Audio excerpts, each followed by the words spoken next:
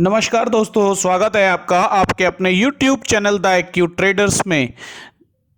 दोस्तों, आज के वीडियो में हम USD INR के बारे में चर्चा करेंगे। जैसा कि हर हफ्ते ही करने की कोशिश करते हैं, अपना व्यू आपको प्रेजेंट करने की कोशिश करते हैं डेटा और चार्ट की मदद से। तो दोस्तों, वीडियो शुरू करते हैं। तो दोस्तों, सबसे पहले हम देखते हैं USD INR का ये DXY का चार्ट देखते हैं, डॉलर इंडेक्स का चार्ट देखते हैं, जिसमें हमने लास्ट ट्रेडिंग सेशन में भी देखा था, बताया था कि ये एक रेजिस्टेंस का जोन था जिसे एक ये वीकली कैंडल ने ब्रेकआउट दिया। ब्रेकआउट देने के बाद इसे अगले रेजिस्टेंस जोन को टेस्ट करना चाहिए, अगली सप्लाई को टेस्ट करना चाहिए। लेकिन लास्ट जो वीक था उसमें एक बड़ी रेड कैंडल इसमें बनी जो इस डिमांड पर सपोर्ट लेती हुई नजर आई, इस लाइन पर सपोर्ट लेती हुई नजर आई।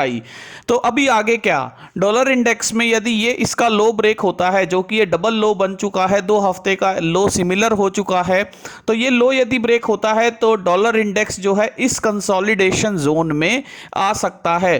दोस्तों, ये सिंपल चार्ट रीडिंग का फंडा है कि जो कंसोलिडेशन टू कंसोलिडेशन ब्रेकआउट के बाद ट्रेड करता है, और यदि जो लेवल्स हैं वो फेल होते हैं, रिटेस्ट करने वापस कंसोलिडेशन में आता है। तो उसके बाद दोस्तों हम अपना USD INR का चार्ट देखते हैं। तो इसमें यदि फ्यूचर्स के लेवल पे हम देखें, डेली चार्ट में हम देखें, तो डेली चार्ट में आप देखिए तो यहाँ जो एक कंसोलिडेशन था, उसके बाद लास्ट ट्रेडिंग सेशंस में ये रुककर 14 मार्च को जब इसने ट्रेडिंग शुरू किया, ये अपने हाई पर बार बार रेजिस्टेंस ले रहा था। उसके बाद ये रुककर लगातार ये तेजी से नीचे की तरफ आया। जो लास्ट जो सेशंस थे, जो 2 लास्ट के सेशंस थे, उनमें तो ये काफ़ी तेजी से नीचे आया। वेडनेसडे और थर्सडे के सेशंस में तो काफ़ी तेजी से USD INR बड़ी बड़ी रेड कैंडल के साथ नीचे हमें आता हुआ नजर आया। जैसा कि ये बड़ी बड़ी रेड कैंडल्स आप देख रहे हैं, ये वॉल्यूम सपोर्टेड कैंडल्स भी रही हैं।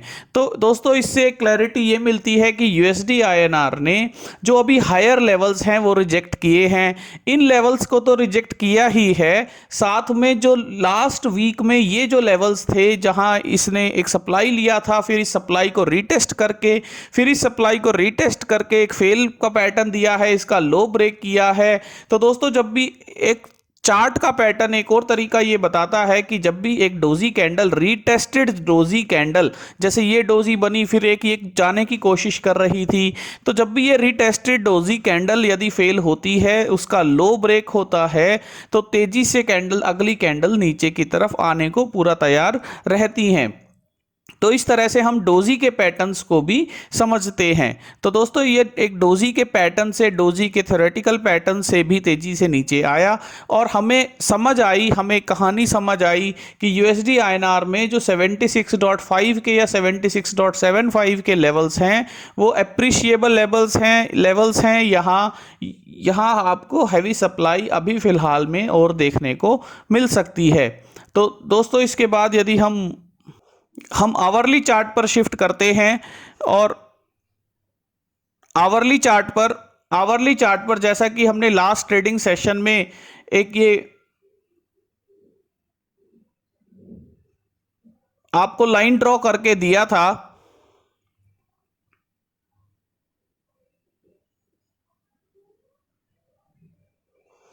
तो दोस्तों अभी आवरली पैटर्न के तरीके से यदि हम समझना चाहें, तो आवरली में आप देखेंगे तो यहाँ एक कंसिस्टेंट सप्लाई आपको इस जोन में देखने को मिली है। इस कंसिस्टेंट सप्लाई को यहाँ रीटेस्ट भी किया गया, उसके बाद गैप डाउन करके फेल किया गया। लास्ट ट्रेडिंग सेशन में ये काफ़ी तेजी से नीचे की तरफ आया, जो कि ये जो लेवल्स थे, कंसोलिडेशन के लेवल्स थे, इन लेवल्स को वापस इसने अचीव किया है।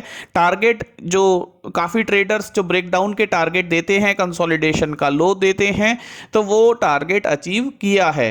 तो दोस्तों, इस तरीके से आप चार्ट के पैटर्न्स को आसानी से समझ सकते हैं। अब आगे क्या कहानी बनती है वो हम एक बार समझने की कोशिश करते हैं। तो दोस्तों, आगे कहानी कुछ इस तरीके से बनती है, क्योंकि ये जो कंसोलिडेशन के लेवल्स थे, आप देखेंगे यहाँ क्या हुआ था, यहाँ ये नीचे आया, फिर गैप अप करके नीचे आने की कोशिश की, यानी इस जोन में इसे हैवी सप्लाई देने की कोशिश की गई थी। लेकिन इस जोन में जब हैवी सप्लाई, जो कि 76 का पुराना इसका रेजिस्टेंस का लेवल था, सप्लाई का लेवल था, तो इस जोन में बार बार इसे सप्लाई देने की कोशिश की जा रही थी। उसके बावजूद बावजूद इसने ब्रेकआउट दिया, न्यूज ओरिएंटेड ब्रेकआउट दिया, ग्लोबली डॉलर की डिमांड के पॉइंट ऑफ व्यू से ब्रेकआउट दिया, क्रूड के राइज पर आप ब्रेकआउट कह सकते हैं। ब्रेकआउट देने के बाद इसने गैप अप भी किया, लेकिन ये उन लेवल्स को सस्टेन नहीं कर पाया। सस्टेन इसलिए नहीं कर पाया क्योंकि यहाँ हमारा बिग बॉस आरबीआई आया, और जैसा कि आप न्यूज़ देख सकते हैं 8 मार्च को आरबीआई ने $1 रुपये का स्वैप किया। आरबीआई ने इतना 5.135 बिलियन डॉलर्स को बैंक को मार्च 8 को दिया। तो दोस्तों डॉलर रुपी स्वैप में क्या हुआ कि डॉलर को उन्होंने आरबीआई ने अपने पास जो उनके डॉलर के रिजर्व्स थे उसमें से डॉलर का कुछ रिजर्व $5 बिलियन का रिजर्व उन्होंने बैंक्स को दिया, और बैंक्स में जो रुपीज का जो फ्लो था, लिक्विडिटी था, उतने अमाउंट का लिक्विडिटी रुपीज का आरबीआई ने वापस ले लिया, अपने पास ले लिया। तो उससे जो एक तो डॉलर की जो डिमांड है, जो डॉलर की तेजी से बढ़ती हुई डिमांड थी, न्यूज ओरिएंटेड डिमांड थी, तो वो डॉलर की तेजी से बढ़ती हुई डिमांड को आरबीआई ने एक सप्लाई दिया। तो डिमांड को जब सप्लाई दिया गया तो वहां हमारे रुपये को और टूटने से आरबीआई ने रोका। तो दोस्तों इस तरीके से आरबीआई एक्शन लेता है। अब ये कहानी आप समझिए कि जब आरबीआई ने यहाँ एक एक्शन लिया और डॉलर रुपी स्वैप करके डॉलर की बढ़ती डिमांड को थोड़ा सा सप्लाई दिया और रुपये को टूटने से रोका, रुपये को थोड़ा मजबूती दिया, तो दोस्तों इसके बाद आरबीआई ये भी चाहेगा कि वो अपना जो डॉलर का जो स्वैप है उसे वापस भी करे। तो कहीं ना कहीं रिजर्व को वापस ओरिएंटेड अपने लेवल पे लाने के लिए दोस्तों आरबीआई कहीं ना कहीं बाउंस बैक भी दिलवाता रहेगा। तो इससे हम शुरू से बताते आते हैं कि इससे हम एक ये कारण समझते हैं कि RBI mean reversal USD INR को रखने की कोशिश करते हैं, ना तो एक्सट्रीम नीचे जाए ना एक्सट्रीम ऊपर की तरफ जाए। तो दोस्तों इससे हम यूएसडी आईएनआर में अपनी जो एवरेज की स्ट्रेटजीज हैं वो भी डिप्लॉय करते हैं। हालांकि इस लेवल पर जब ये 77 के ऊपर गया था और आरबीआई का एक्शन हमें नहीं देखने को मिला था, उसके पहले दोस्तों एक डर ये भी था क्योंकि ये ओपन स्काई ब्रेकआउट था, 76 का ओपन स्काई ब्रेकआउट था, तो ये कहीं भी जा सकता है। लेकिन अब वो कंडीशन नहीं है। अब अगर हम एनालिसिस करते हैं तो हमें पैटर्न में भी समझ आता है कि ये इस जोन में बार बार इसने रीटेस्ट कर लिया है। बार बार रीटेस्ट करने के बाद अब ये एक स्ट्रॉन्ग सप्लाई जोन हमारा बनकर आ गया है। 76.7 का जो जोन है ये एक स्ट्रॉन्ग सप्लाई जोन हम कहेंगे, ये बनकर आ गया है। हालांकि ये एक डिमांड जोन की तरह अब काम करेगा, और इस जोन के नीचे जो ये जोन है, इस जोन के नीचे भी अभी हम डॉलर को जाते हुए नहीं देखते। तो 75.5 के आसपास में आप,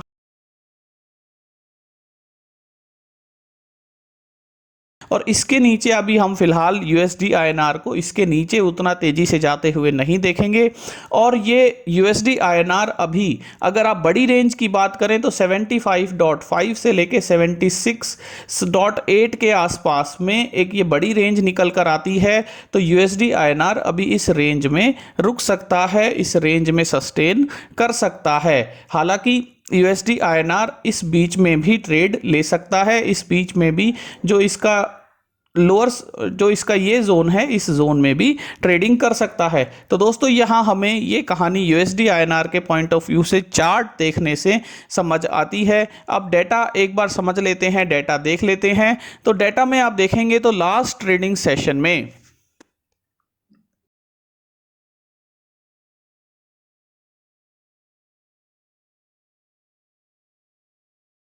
दोस्तों डेटा में आप देखेंगे तो लास्ट ट्रेडिंग सेशंस में 14 तारीख से जो इस वीक का जो ट्रेडिंग शुरू हुआ था उसमें आपने देखा कि हैवी अनवाइंडिंग्स हमें ओपन इंटरेस्ट में भी देखने को मिली है। तो ओपन इंटरेस्ट की अनवाइंडिंग हमें एक क्लैरिटी देती है कि जो पिछला लॉन्ग्स का पैटर्न था वो लॉन्ग्स का पैटर्न अब सस्टेन नहीं कर रहा। यहाँ लोग अपनी पोजीशंस को क्लोज कर रहे हैं, यहाँ कॉन्ट्रैक्ट्स को क्लोज किया जा रहा है। तो इससे क्लैरिटी ये मिलती है कि जो एक पैटर्न था, जो एक कंटिन्यूएशन का पैटर्न था, वो खत्म होता हुआ नजर आता है। तो जब भी दोस्तों एक अच्छे बिल्डअप के बाद जब अनवाइंडिंग शुरू हो जाए तो वहां कंसिस्टेंट या रिवर्सल की हम उम्मीद करते हैं। तो ये एक अनवाइंडिंग हमें इंडिकेशन देती है कि यहाँ जो लॉन्ग्स थे वो अपनी पोजीशंस को बुक कर रहे हैं, और यहाँ उसके बाद उन्हें ज़्यादा उम्मीद नहीं है कि यूएसडी आईएनआर अब ऊपर की तरफ ज़्यादा जा सकता है। तो ये हमें जो ऑप्शंस का डाटा, फ्यूचर्स का जो डाटा है उससे समझ आता है। दोस्तों ऑप्शंस के डाटा पे यदि नज़र डालें तो लास्ट ट्रेडिंग सेशन में 38,000 के कॉन्ट्रैक्ट 76 पर ऐड हुए, 76 पर ऐड हुए, उसके साथ साथ पुट में अनवाइंडिंग हुई। तो इससे क्लैरिटी मिलती है कि पुट की पोजीशंस को क्लोज किया जा रहा है, कॉल की पोजीशंस को बढ़ाया जा रहा है। हालांकि पुट में 75.75 पर भी पोजीशंस को ऐड किया गया। तो यहां से आप 25 पैसा जोड़ लीजिए, इसका मतलब 75.5 में से यदि 25 पैसा में कोई पोजीशन शॉर्ट कर रहा है तो वो अपना ब्रेक इवन 75.5 को मानता है। 75.5 के नीचे वो ज़्यादा जाता हुआ अभी यूएसडी आईएनआर को नहीं देखता। उसके साथ साथ 76 में यदि 25 पैसे को ऐड किया जाए तो 76.25 आता है, यानी ऊपर की तरफ भी 76.25 के ऊपर अभी यूएसडी आईएनआर को जाते हुए नहीं देखते ये ट्रेडर्स, जिन्होंने 30,000 के आसपास, 38,000 34,000 के आसपास में पोजीशंस को ऐड किया है, ओपन इंटरेस्ट को ऐड किया है इस 25 पैसे को बर्न करने के लिए, इस 25 पैसे को ईट करने के लिए। तो दोस्तों यहां अगर रेंज देखेंगे तो 76.25 ये एक रेंज बनती है और 75.5 की नीचे की रेंज बनती है। तो इस रेंज के अंदर ही यूएसडी आईएनआर को क्लोज करवाने के लिए, नेक्स्ट वीक क्लोज करवाने के लिए ट्रेडर्स अभी पोजीशन बना रहे हैं।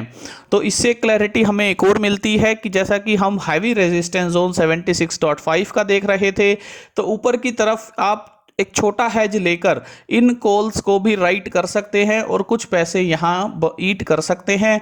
नीचे की तरफ 75.5 का जो एक मेजर सपोर्ट है, तो नेक्स्ट ट्रेडिंग सेशन में मोमेंटम देखकर आप यहां पुट में भी राइटिंग कर सकते हैं, शॉर्ट कर सकते हैं। यदि आप स्ट्रेंगल ट्रेड करना चाहते हैं तो स्ट्रेंगल में आप छोटे हेज लेकर ट्रेड कर सकते हैं। ये रेंज बाउंड अभी यूएसडी आईएनआर ऊपर और नीचे की तरफ बनता हुआ नजर आता है। तो दोस्तों इस तरीके से डेटा और चार्ट की मदद से हम समझने की कोशिश कर रहे हैं कि ऊपर की तरफ जो है हमें बार बार सप्लाई देखने को मिल रही है।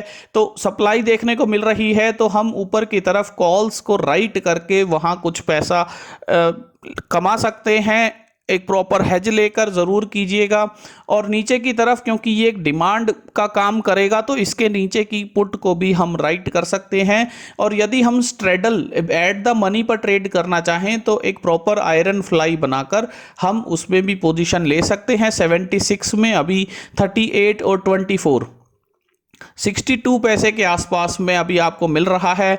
तो 75 पैसा दूर में यदि आप हेज लेते हैं, आप वीकली हेज भी लेते हैं, तो यहाँ मुझे लगता है ये 76 का जो स्ट्रेडल है वो पैसा दे सकता है। 76 का स्ट्रेडल बिल्कुल पैसा दे सकता है।